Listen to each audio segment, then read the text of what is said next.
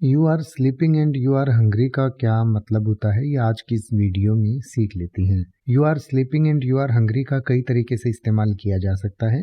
एक तो कोई व्यक्ति सो रहा है और उसे भूख लगी है, तो उससे पूछने के लिए या उसे बताने के लिए कि भाई तुम सो भी रहे हो और तुम्हें भूख भी लगी है, ये कहने के लिए इसका इस्तेमाल किया जा सकता है।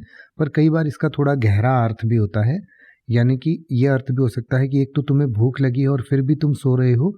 जब आपको भूख लगती है तो उस भूख को मिटाने के लिए आपको मेहनत करके, काम करके कुछ खाना जुटाना पड़ता है। यानी कि जैसे यहाँ पर आजकल हमें इतना हर बार खाना खाने के लिए इतनी मेहनत नहीं करनी पड़ती, पर दुनिया में बहुत सारे ऐसे लोग हैं जिनको हर बार खाना खाने के लिए मेहनत करनी पड़ती है।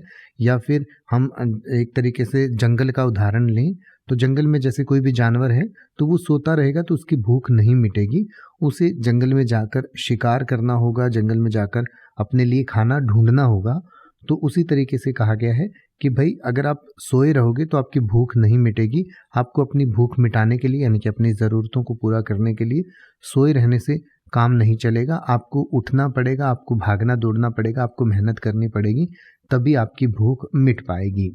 या फिर इसका अगर एक लाइन में समझना चाहें तो ये समझ सकते हैं कि भाई सोए सोए कुछ नहीं होगा, तुम्हें भूख लगी है तो तुम्हें उठना होगा, उठकर खाना खाना होगा। सोने से सिर्फ तुम्हारी भूख नहीं मिटेगी, या सोए सोए तुम्हारी भूख नहीं मिटेगी। अब आप ऐसे ही किसी भी वर्ड का मतलब हिंदी और इंग्लिश में YouTube पर सर्च कर सकते हैं। आपको मेरी वीडियो मिल जाएगी जिसमें आप बिना किसी फालतू बकवास के सीधा उस वर्ड का मतलब समझ पाएंगे। तो ऐसी ही वीडियोस को देखते रहने के लिए चैनल को सब्सक्राइब करें और बेल आइकन को प्रेस करें।